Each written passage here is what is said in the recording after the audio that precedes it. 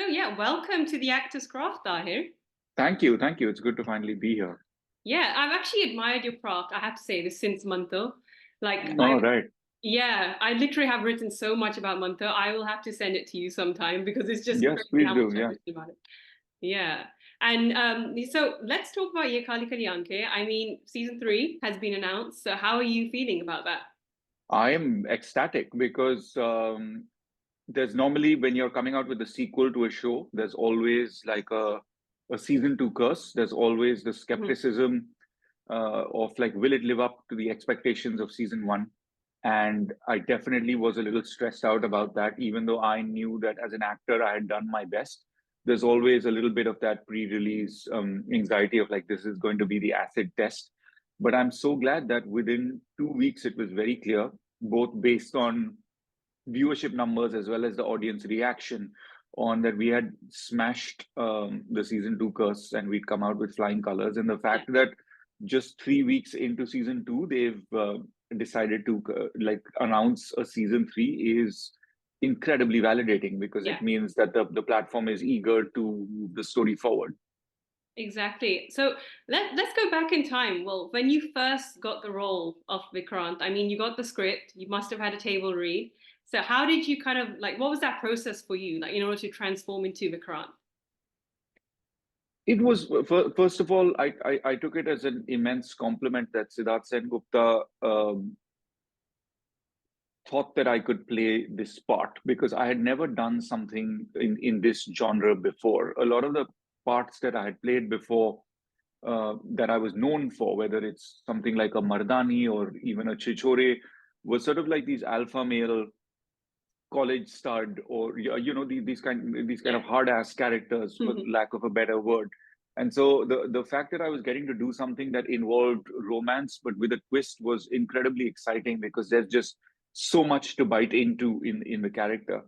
And the first time I read it, I just remember being blown away by how absurd it was, but also how courageous it was. Because sometimes to make those kind of or sensational, dramatic, pulpy decisions takes a lot of being very secure in yourself, but also not really caring about what other people are going to think or the fact that no one else is doing this kind of over dramatized stuff on Netflix at the Mhm. moment. And so I knew that it was going to be clutter breaking, and that's what I was very excited about. And for after a very long time, I received a script where when you read one episode, you wanted to know what was going to happen in the next one, Yeah. even on the page. And that's always a good sign, is when you know that it's leaving you at a cliffhanger at the end of every episode. That's definitely going to translate, hopefully, if everything goes well, into something good. And I'm so glad that it did. It did, honestly. Like I feel so connected to the show. I mean, for the last 3 years almost. I mean, like with Sitsa, and he's like created this like mad milieu of characters. I mean, everyone's like super mad, but like at the same time, like it's so aptly named, I would say. Like it's not just like Purva's Anke. I mean, we see the show through Vikrant's eyes, essentially. So, and I've actually felt like in your performance, the way I've connected to Vikrant is through your eyes. And I think you Right. do that so well. Like, like the emotional depth and range you see in each and every scene. Like, Mm. and actually, if I were to pinpoint a scene from season one, when Vikrant, like in episode 4, he kind of thinks that like Shikha is dead, and Purva kind of confronts Vikrant, like, "Oh, do you want to marry me, Vikrant? There's no like compulsion. You can say no." And when he's like slightly looking at like the TV, when he's looking at the Shikha's headlines on the TV, and just that sort of scene there, like I just felt so like I felt pain just seeing it. Yeah, no, I thank you. That's very astute of you to point that out because it was a very challenging part to do because silences are the hardest to play, and Yeah. Vikrant has a lot of those where the audience needs to feel the kind of claustrophobia that he is Mm. feeling at that point in time, and the helplessness is that this is really just like an ordinary guy who's backed against the wall. And the interesting thing about that scene that you mentioned, where he's sitting on the sofa, is it was actually like we never shoot these series or films in a linear fashion. Yeah. It's always based on location wise. And so this was in the first schedule of the season. So in an overall 80-day shoot schedule, this would have probably been around day 7 or 8. And so very early on in actually, it's the time in a series or in a play or anything where the actor is actually figuring out the nuts and bolts of the character. Like you haven't discovered him completely, him or her Yeah. completely yet. And so it was, I had no idea whether it would fit into the entire graph, but I'm so glad that it translated enough for you to remember it all these years later. No, it honestly did. And actually, like, it still gives me goosebumps, that scene. Like, when that feeling he feels, like, when he's just thinking, like, who did you, and Purva's like confronting him, like, who did you jump in the water for when you're scared of water? And Mm. that sort of thing. And actually, like, in season 2, you see, like, this almost, this inner turmoil within Vikrant, he's battling with himself. His sense of humanity is slowly slipping away. You can see that in season 2 a lot more this time. Definitely. And I think, if season 1 was about these impulsive decisions that Vikrant had to take because he's pushed into a corner, season 2 is really about the repercussions of all of those bad decisions that he made. And I think what the show does really beautifully is that it's morally ambiguous, like you said. Like it constantly questions, this looked in isolation is wrong, but given the overall picture, would you consider it to be all right, given that he's fighting for his love, given that his parents' lives are at stake, given that he's got such a big lie that he's now sitting on? And one step forward always tends to take him sort of 2 steps back. Mm-hmm. And just coming back to the title that you'd mentioned earlier, and I found it very interesting because it is an ode to 90s Bollywood, to the pulp writing, and there's an instant callback of the classic song from the 90s.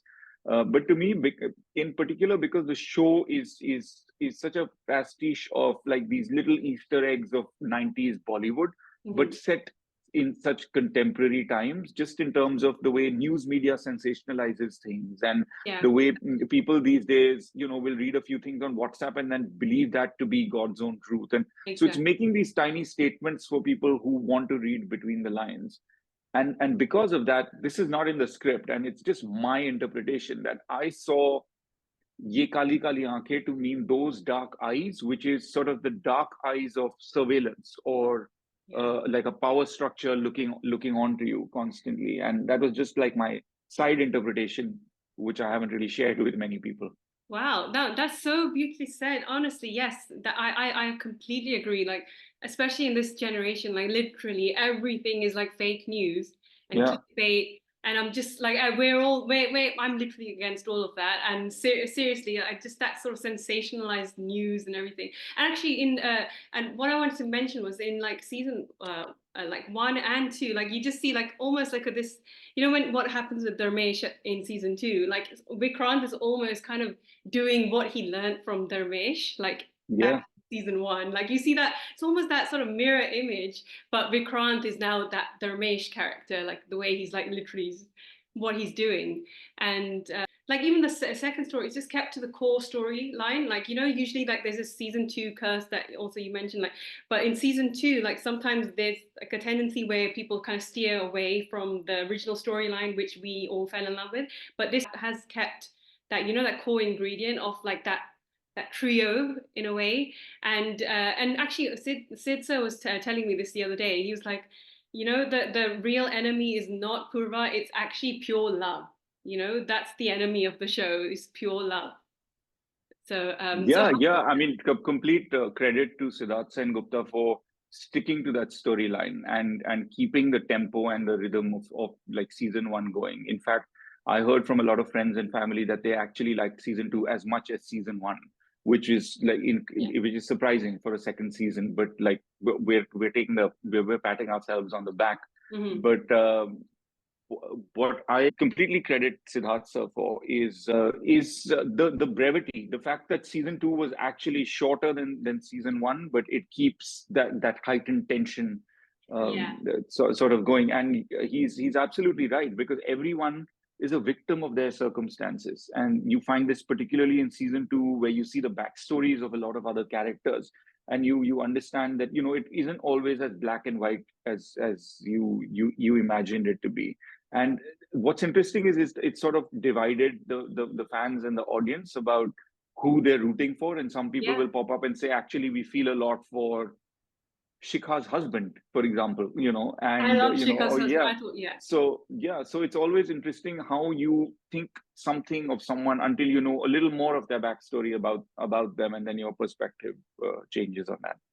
That is so true. Like I honestly was like shouting at Vikrant like throughout season two, like what is he doing? What is he doing? Yeah, But then and also then you feel for like characters like Purva, and you feel like, to be honest, I always felt like for every character, I never really saw anyone as a villain, even in season one. I just knew like it's the circumstances that kind of get them there, and even like Purva, her love is kind of her love is genuine. It's just that it's just one sided, and obviously it's and kind of yeah. slightly obsessive. Yes, yes, Yeah, I guess it yeah. is obsessive, but to be honest, she has kind of loved Vikrant more than like longer than Shikha has. So I'm kind of That's a fair point. You should talk to Shweta about this. Yeah, yeah, I know, I'm sure Shweta yeah, will have a lot to say about that. yeah, But yeah, like even like in and season two, like I have to tell you, like the last like 10 minutes of season two was just like what it's just so nicely done. Like from the lead up from the monastery, and you see like the sort of the acoustics of the like the prayers, like the prayers are just forming the acoustics of the yeah. scene, and it's just so nicely done when he's waiting for like Shikha, but Purva ends up turning up. And that, can we just talk about that last still like of Purva and Vikrant in that shed in the future, like in exile, but it's almost like I feel like it's almost like Purva's become like a Purva and the baby have become like a conscience. So hopefully maybe in season three there's going to be something where like the baby's almost like a conscience for Vikrant's actions now, in Mm. next time. And I just feel that's gonna happen. I can just feel it. Right. Yeah. I mean, it's interesting to hear that interpretation because I think one of the nicest things um, that the ending of season two did was that it opened up more questions than it had answers. And Yeah. that annoyed a lot of people because they always like all the loose ends tied up and all the questions answered. But I remember talking to Siddharth Sen Gupta on set about this, and he said that the most impactful endings are the ones that leave you with some questions and like bother you a little bit to come up with the kind of theories that you just mentioned. And it's just interesting to hear that. I just like the fact that the show ends on it's like a Sistine Chapel Hand of God reference, like with the two of them Yeah, I inverted was and one just handing about the to say, yeah. yeah. So I and people who got like some of those visual motifs were also few, but it pays off when they sort of get that. And God being a larger picture for consciousness and so some of the themes that you mentioned are definitely touched upon, but I don't want to ruin it for No. anyone by Yeah. giving out any of the other. But also you spoke about the music, and I feel like that has such a large part to play in creating the entire like the overall milieu of the show. Mm. The ending, of course, with those Buddhist chants is incredibly done because it fits so well with that moment of climax. But one of my favorite bits was, in episode 4, there's this point when Vikrant's character he's on the road on a bike and he enters this procession of local The villagers with tribal, their yeah. music. Yes, the tribals. And then that music sort of seamlessly blends into a background score that Yeah. goes into a chase sequence. And that's just really well done. And those are the kind of things that as an actor you don't see on paper when you're on set, and you're just completely surprised in a pleasant way to see that the technical department, because all of that happens in post, and they come up with that and they just elevate all the emotion that you were playing. And of course, at the end of that entire sequence is a scene that a lot of people found hilarious, where She where falls into Purva his turns arms. out, yeah, where she turns up in a scenario that Vikrant 100% did not want And to then the the show. Yeah, starting of like the next episode, he's like, "Can we have a yeah, minute to just mourn this? Like what yeah, yeah, happened to me?" And yeah. actually, I even like that. It's almost you see him kind of like when he phones Shika when she's like when she's kind of living with her husband. He kind of wants to kind of end it in a way, and he's like, "Oh, Purva's gonna have to go. I'm gonna have to go." And then suddenly, then he finds out then she's pregnant, and then that's why I noticed like the sort of and that famous like the tissue paper scene, in the bathroom, that was just, yeah, I mean there's humor but you can feel the pain, like I can feel it. Yeah, and I feel like that's the constant sort of theme of the show that Siddharth Sen Gupta maintains, is that there's always like a human factor that you will empathize with the character, but then there's like just this he underlines it with a little bit of dark humor to say that this is not what a normal person would do under this circumstance. But here's Vikrant shoving toilet paper roll into his mouth. But what else would you do? Like, there's no, this guy that just doesn't get a break. Every time he thinks he's found a solution, a bigger problem crops up. Yeah, no, and that's so true. Like even in season one, he has to turn the tap on when he's doing something, you know, like when he's doing something shady and kind of like Yes, I mischievous, really feel like the turn show the should tap have on. like a collaboration with bathroom accessories and fittings, because it's just like a Perfect. constant it's a constant theme in It our show. is. Like phone calls from the bathroom That's his are a office. constant thing. That's my That's his office. Yes, unofficial office. it is. Yes, yeah. No, that's so true. And we mentioned like Sid Sir, like I mean, Sid Sir, he's such a genuine soul. But like, how is it like that partnership, creator and actor? How is that partnership? It's evolved for sure, and this was my first time returning to a second season of anything. I've never shot like a sequel before, Yeah, and it's incredible. It's like and you know, full credit goes to him and the production, because 80% of the crew was the same as season one, and that yeah, rarely happens. Where you've got the same assistant directors, you know, the same camera team, a lot of the makeup team was the same, and so it's just like returning to a bunch of old friends that you left behind like two years ago. But as far as the dynamic goes, I think it's a constant give and take. And in the initial phases of season one, there was a lot of getting to know each other and figuring out, okay, this is what he means when he says this, because a lot of the actor's job is decoding what the director is saying and then translating that into the performance. But we reached a phase where now it's down to like just a few words. Like he'll just have to say up this or down that, and the tweaks yeah, become that much easier. So it's become way more synergetic yeah. than it was. And I think that definitely like adds to the layers that Vikrant can bring in to Yeah. the show, because there are a lot of times where I might be looking at it from one perspective and I might not be seeing it as the overall episode. But Siddharth has always got like a bird's eye view, and he says, Mm. keep in mind that you need to think about this as well. And just that sort of note changes what it might do to the scene or what comes out eventually. That translates so well on screen. You can just see it, like because that if that partnership wasn't there, like it wouldn't translate onto the screen. And I can just see it. Like there's this sort of this family unit you guys have become in the last few years, Mm. and especially when you guys were first time around, you were shooting like during the Delta variant, I remember, and Yeah, yeah, we that were, was and it tough. was all like masks and PPE kits, so it was incredibly challenging. This was like good to be on the set this time, where we could actually sit together and you can have a meal, because none of that was things that were happening during season one. Yeah, no, and so that's why you can see like almost like that the family unit kind of started then because you lived through this like this time together, and Yeah. I can see it like and so I wanted to ask you on a final note, Tahir, what's the first film that made you fall in love with cinema?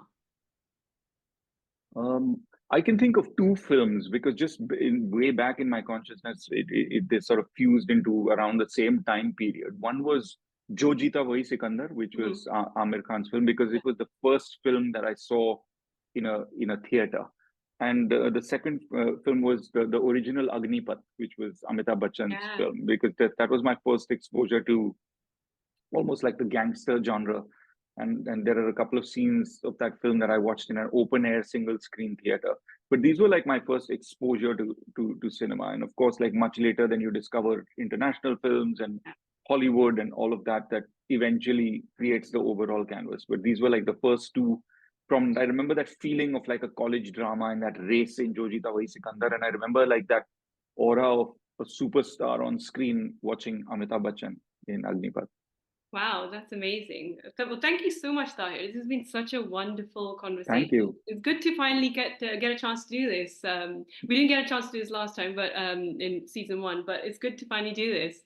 In fact, Yes, great. And I'll I really enjoyed how in-depth and sort of astute a lot of your readings were. So I look forward to watching the interview when it finally out.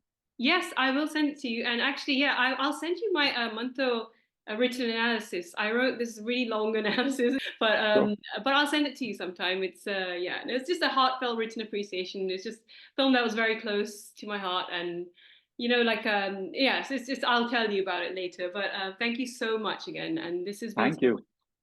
thank you. Thanks. Speak soon. Bye bye. Yes, speak soon. Bye.